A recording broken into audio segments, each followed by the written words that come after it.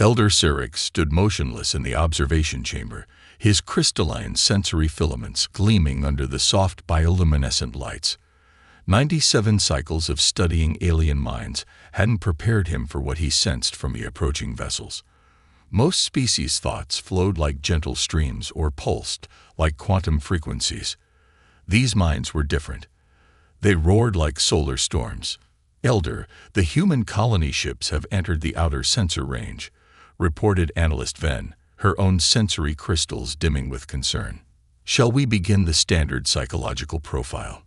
Syrinx's central eye focused on the holographic display showing 12 massive ships, each carrying thousands of sleeping minds.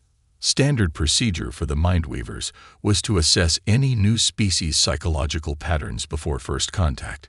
It had prevented countless diplomatic disasters and wars. But something about these humans made his secondary hearts beat faster. "Initiate the surface scan," he ordered, extending his psychic tendrils toward the nearest vessel.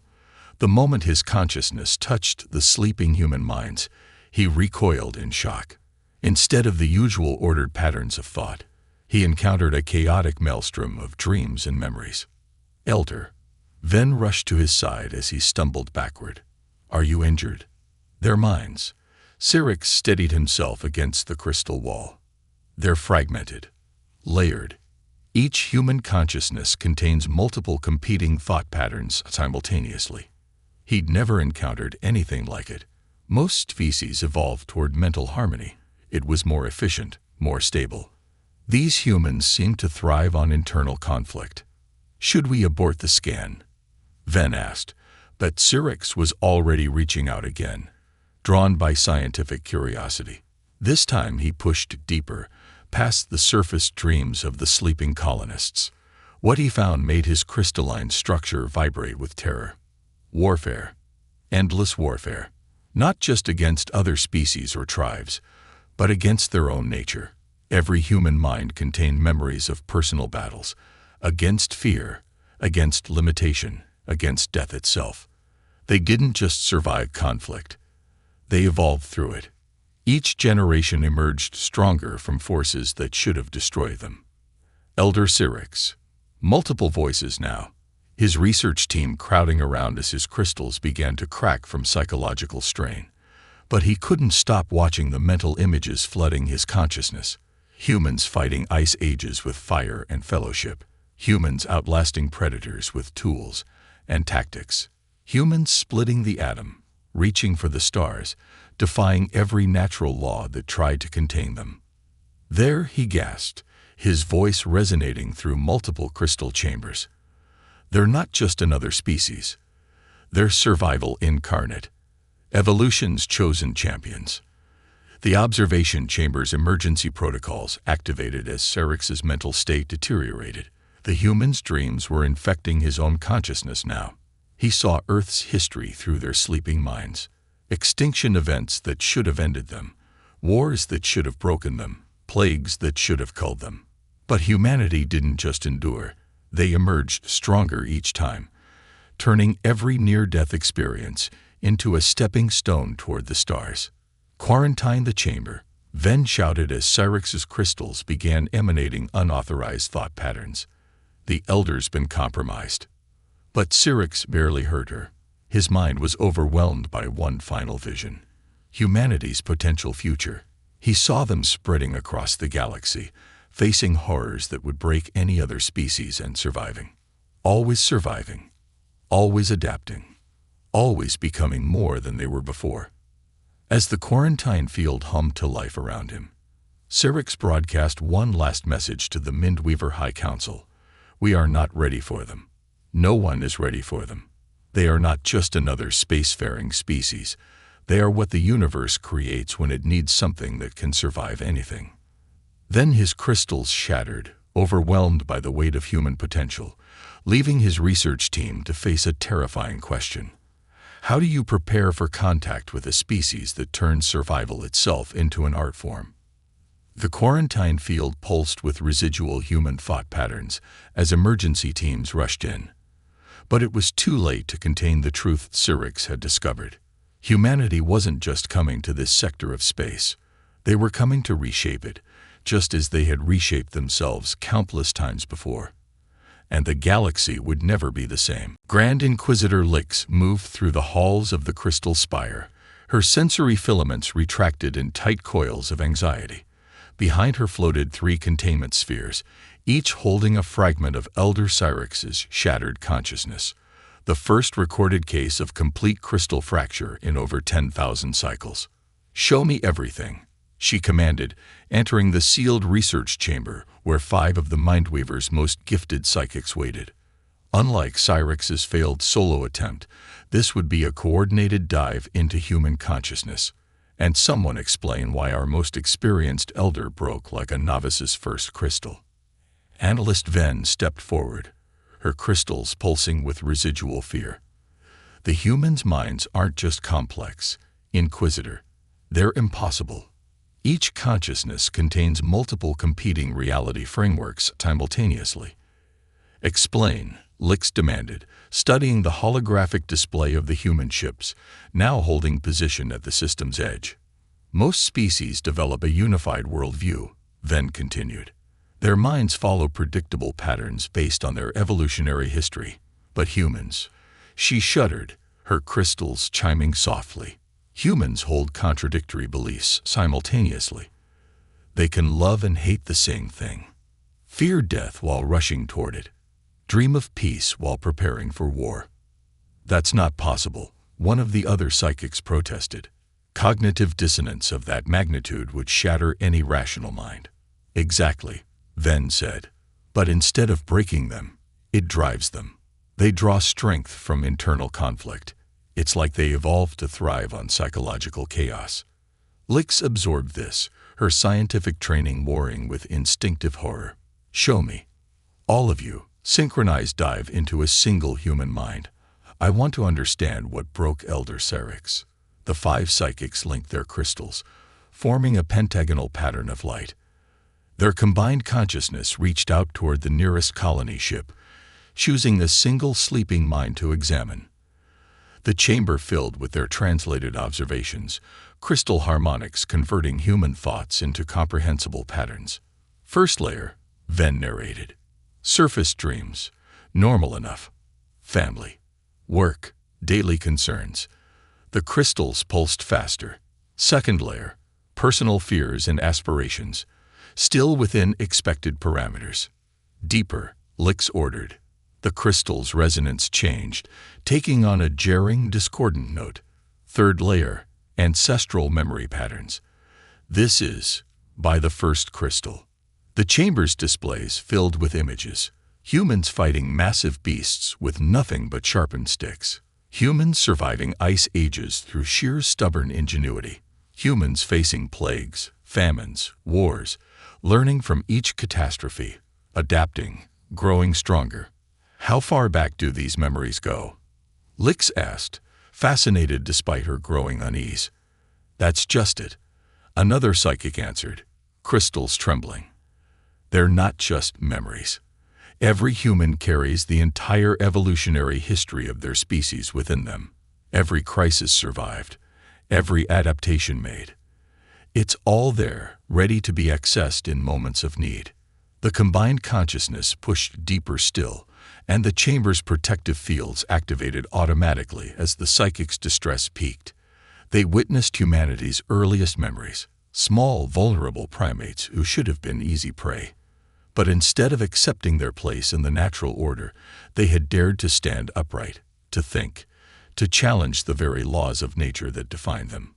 Impossible, Lix whispered, watching humanity's rise play out through the stored memories of a single sleeping mind. No species simply decides to transcend its limitations like this. That's what makes them unique, Ven gasped, her crystals beginning to show stress fractures. They never accepted limitations. Every barrier became a challenge. Every predator became prey.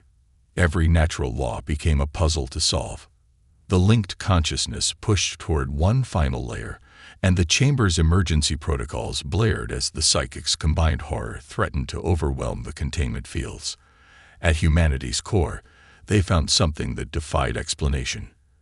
A burning, inexhaustible drive, not just to survive, but to become more than survival should allow.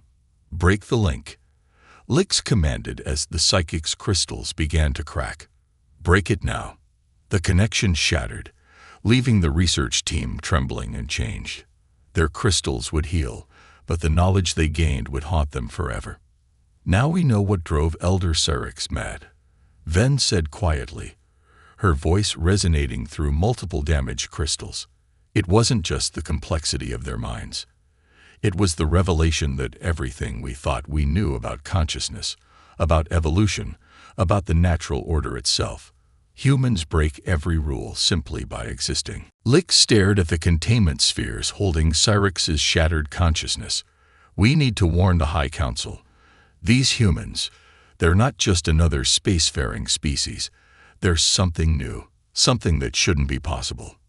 And they're still evolving. Another psychic added, terror evident in his harmonic patterns. Every challenge they face, every crisis they survive, it just makes them stronger. What will they become next? The question hung in the chamber like a prophecy, while in the distance, the human colony ships continued their patient orbit, carrying within them minds that defied the very laws of psychological evolution, and perhaps harboring the next great leap in human consciousness. The emergency council chamber of the Crystal Spire hummed with discordant frequencies as the surviving research team presented their findings. The walls, usually a harmonious lattice of living crystal, displayed chaotic patterns reflecting the collective anxiety of the gathered mindweavers. What you're suggesting is blasphemy against natural law, High Counselor Zix declared, her primary crystals flaring with disapproval. No species can survive multiple extinction-level events and emerge stronger. Analyst Ven stood her ground, though her own crystals still showed stress fractures from the deep scan. The evidence is irrefutable, Counselor. We've confirmed at least 7 distinct near-extinction events in human history. Each time, their species not only survived, but adapted and thrived. The holographic display activated, showing Earth's violent history through the lens of recovered human memories. The chamber fell silent as the first catastrophe played out. The Toba catastrophe, Ven narrated, a supervolcanic eruption that should have ended them. Their global population dropped to perhaps a few thousand individuals. The display showed ash-darkened skies, dying ecosystems, and desperate bands of humans refusing to succumb. But instead of accepting extinction, Grand Inquisitor Lix added, her crystals pulsing with a mix of horror and fascination, they developed more sophisticated hunting techniques, complex social structures, and new technologies. They didn't just survive, they used the catastrophe as a catalyst for evolution. The display shifted, showing ice ages, droughts, and predators that should have culled the species. But each crisis revealed the same pattern: adaptation, innovation, triumph. The assembled council watched in growing disbelief as humanity faced and overcame challenge after challenge. This defies all known laws of species development, another counselor protested. Evolution works through gradual change, not whatever this is. That's exactly the point, Ven responded. Humans don't wait for gradual evolution. They force it. They see a problem and actively work to overcome it, passing their solutions through both genetics and culture. The display shifted again, showing humanity's more recent history. Wars that should have destroyed them instead drove unprecedented technological advancement. Diseases that should have decimated them led to medical breakthroughs. Even their own destructive tendencies somehow pushed them toward greater achievements. But the most terrifying aspect, Lix continued, her voice resonating through multiple harmonic chambers, is their response to existential threat. Watch their behavior during their primitive nuclear age. The Council observed as humans, having developed weapons capable of destroying their entire species, didn't retreat in fear. Instead, they used that very fear as motivation to reach for the stars, to ensure their survival by spreading beyond their homeworld. They turned the threat of extinction into a reason for expansion, Ven explained. Every crisis that should break them becomes a foundation for growth. It's as if. She hesitated, her crystals dimming. It's as if the universe keeps trying to kill them, and they keep taking it as a challenge. The display showed humanity's first steps into space, fragile vessels that had no right to succeed, yet somehow did. Colonies established against impossible odds, problems solved through sheer determination and ingenuity. There's something else, Lix added, her tone dropping to grave harmonics. Something we discovered in the deeper mental scans. Show them. Ven activated the final sequence, revealing patterns that made several council members' crystals crack with stress. Within human genetic memory, beneath the layers of recorded history, lay something impossible. Traces of other hominid species, now extinct. Humans hadn't just survived natural selection. They'd outcompeted every other intelligent species on their planet. They aren't just survivors, Ven concluded. They're the ultimate expression of survival. Every other human-like species on their world died out, or was absorbed into their genome. They're the distilled essence of what happens when intelligence meets inexhaustible determination. The council chamber erupted into chaos as the implications became clear. The Mindweavers had laws against interfering with natural evolution, but how could they apply those laws to a species that seemed to break the very rules of nature? There's worse, Lix announced, silencing the chamber. Our predictive matrices suggest this pattern isn't ending. Every challenge they face makes them stronger. Every barrier we might erect would only drive them to become more formidable. They're not just a spacefaring species. They're an engine of perpetual adaptation. Then what do we do? The High Counselor asked, genuine fear resonating through her crystals for the first time in recorded history. That's the real horror, Ven replied. We've looked deep into their minds, their memories, their very essence, and we've discovered something that shatters everything we thought we knew about consciousness and evolution. She paused, her crystals pulsing with dread. They're still evolving. Right now, with every challenge, every crisis, every moment of survival, they're becoming something more. And we have no way to predict what they'll become next. The council chamber fell into stunned silence as the implications sank in. On the display, the human colony ships continued their silent orbit, carrying within them not just a species, but a force of nature that defied the very laws of existence, and showed no signs of stopping its relentless evolution. The diplomatic chamber of the Crystal Spire had been modified beyond recognition. Gone were the resonating crystals that normally facilitated communication. Instead, dampening fields hummed at every corner, protecting the Mindweaver delegation from direct psychological contact with the approaching human representatives. 3 minutes until they dock, Analyst Ven reported, her own crystals now encased in protective sheaths. After losing 12 more psychics to crystal-shattering mental contact, no one took chances anymore. Are the barriers holding? Grand Inquisitor Lix checked the readings again. For now. But we've never tried to block this much psychic activity before. Even sleeping, their minds. She didn't finish the sentence. They all knew what human minds were capable of now. The chamber's main display showed the approaching shuttle. Inside were 5 awakened humans, the first of their colony fleet to be roused from cryo-sleep. The Mindweavers had chosen to attempt communication before the entire fleet awoke. Better to face 5 minds than 50,000. Remember the protocols. High Counselor Zix instructed the assembled delegation. No direct mental contact. No deep scanning. Surface communication only through the translation matrices. Her voice carried the weight of recent tragedies. They'd lost enough people to human consciousness already. The docking clamps engaged with a resonant thrum that set their crystals vibrating. Even through the dampening fields, they could feel the presence of the human minds approaching, like standing near a plasma reactor, feeling the power thrumming through reinforced walls. The chamber's outer doors cycled open. The humans entered. Every crystal in the room chimed in instinctive response. They looked so physically unimposing. Bilateral symmetry, soft external covering, no obvious defensive structures. But the Mindweavers knew better now. They'd seen what lay beneath that deceptively vulnerable exterior. "Welcome to the Crystal Spire," High Counselor Zix began, the translation matrix converting her crystalline harmonics into human speech. "We are." She stopped as one of the human delegates smiled. It was such a simple expression, merely a contraction of facial muscles. But the psychic ripple it created, visible even through the dampening fields, sent hairline cracks through several nearby crystals. In that smile, the Mindweavers caught an echo of everything they feared. The warmth of tribal fires kept burning through ice ages, the triumph of prey becoming predator, the satisfaction of barriers overcome and limitations transcended. "We're honored to meet you," the human said, apparently oblivious to the psychological havoc their mere presence was causing. "I'm Ambassador Chen.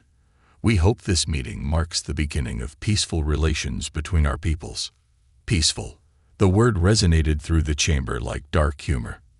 The Mindweavers had seen humanity's memories of peace, brief intervals between conflicts that they used to prepare for the next challenge, the next evolution, the next triumph over whatever dared to stand in their way. "Your kind is." Zix struggled to find words that wouldn't reveal their terror, unique among those we've encountered. "Oh." Another human spoke up, their curiosity an almost physical force that made the dampening fields crackle. "In what way?" Before anyone could respond, a junior researcher's crystals shattered. The psychological pressure, just from being in the presence of 5 conscious humans, had overwhelmed her defenses. As emergency teams rushed in, the humans' genuine concern only made things worse. Their empathy was as overwhelming as their strength, their desire to help as intense as their drive to survive. "Please," Ambassador Chen stepped forward. "Let us assist." "No." Lick's warning came too late.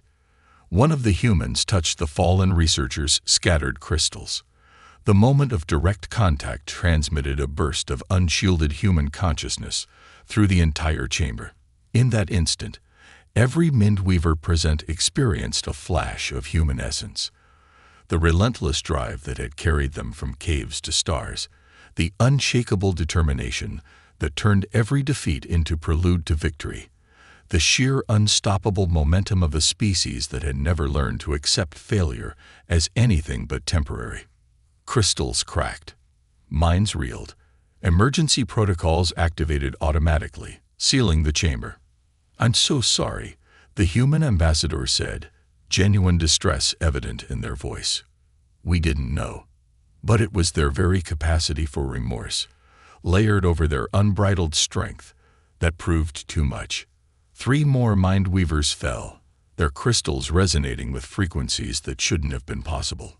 "The meeting must end," Zix managed to say through the translation matrix, even as her own crystals showed signs of stress. "Please." The humans withdrew, their confusion and concern leaving psychic ripples that threatened to overwhelm the already strained dampening fields. As the chamber doors sealed behind them, Ven turned to the High Counselor, her voice barely a whisper through fractured crystals. "We can't contain them," she said. "We can't even communicate with them safely. Their very nature is antithetical to psychological stability. What do we do?" Zix stared at the sealed doors, beyond which waited a species that defied containment by its very nature. "We warn everyone," she said finally, "not about their strength or their technology, about their potential, about what they represent." "And what is that?" Lix asked, though they all knew the answer now. "Change," Zix replied. "Uncontrolled, uncontainable, inevitable change. They don't just adapt to the universe. They make the universe adapt to them. And they're coming out here, into the stars, bringing that change with them." She touched her own stress-fractured crystals. "May the first crystal help anyone who tries to stop them." The highest chamber of the crystal spire no longer sparkled with its usual brilliance.